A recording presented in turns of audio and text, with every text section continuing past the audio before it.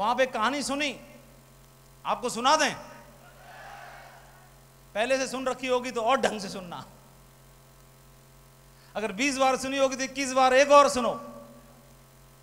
तो वहां पे कहानी सुनी, कहानी सुनाई ये बात कि एक नदी के किनारे, स्टेज से सुनाई जा रही थी, एक नदी के किनारे बहुत सारे बंदर बंदरिया खेल रहे थे और उसी समय तत्काल एक भविष्यवाणी हुई कि आज का दिन सैकड़ों वर्षों में कभी कभी आता है, बहुत शुभ घड़ी है और जो भी बंदर बंदरिया इस शुभ घड़ी में नदी में छलांग लगाएगा तो सुंदर सा राजकुमार या राजकुमारी बन जाएगा।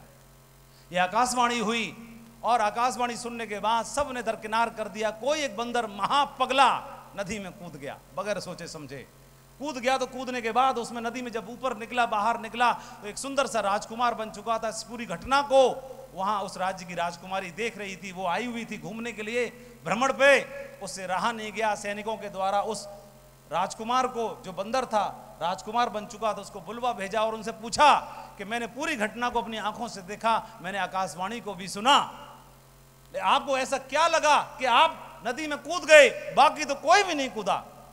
तो जो बंदर राजकुमार बन चुका था उसने जवाब दिया, राजकुमारी जी, आकाशवाणी में बोला गया था कि राजकुमार बन जाओगे, और तो मैंने सोचा कि आकाशवाणी में ये तो बोला नहीं गया कि कुत्ता बन जाओगे, बिल्ली बन जाओगे, कुछ और बन जाओगे। मैं सोचा कि आकाशवाणी की बात पर भरोसा तो नहीं हो रहा, लेकिन कोई बात नहीं, कूद ही जाते हैं। राजकुमार बन गए तो बढ़िया, नहीं तो ठंडे पानी में नहा के बाहर निकल के आ जाएंगे, बंदर तो पहले से ही हैं, जा क्या रहा है।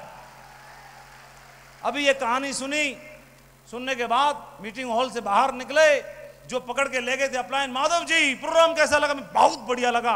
सबसे बढ़िया क्या लगा?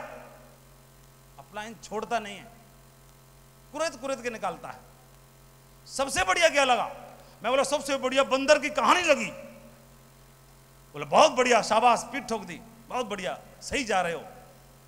फिर बोला अच्छा, बंदर की कहानी से क्या मैसेज लिया? मैं बोला सर मैसेज ये लिया, काश वो बंदर हम होते। बोले गलत जा रहे हो, बिल्कुल गलत जा रहे हो। बोलो सर मुझे तो लग रहा है कि काश में बंदर रहा होता वो वाला, ये सीखा मैंने। बोले उल्टा सीख के आ रहा है, जा रहा है यहां से। तो मैं बोला सर आप बताओ क्या सीखना चाहिए था? तो बोले द्वारा मंथन करो। आकाशवाणी तो आज भी हुई थी हॉल के अंदर, माइक पे बोला जा रहा था, माइक पे कहानी सुनाई जा रही थी, और वहां भी पहले वाली में भी बहुत सारे थे और हॉल में भी बहुत सारे थे। और बोले नाम नहीं लिया गया, लेकिन आह्वान तो किया ही जा रहा था मन से। तो मैंने एहसास किया कि माधव भाई, अगर मैं भी कूदता हूं, 4 से 5 साल की छलांग रहेगी, और ये बोल रहे हैं कि कूदने के बाद डायमंड बन जाओगे, मुझे खूब भरोसा है मैं नहीं बनूंगा। लेकिन फर्क क्या पड़ता है, कूद के देखते हैं, अगर डायमंड बन गए तो बढ़िया, नहीं तो मास्टर जी तो है ही, जाने वाला क्या है, यहां तो बन ही सकता है।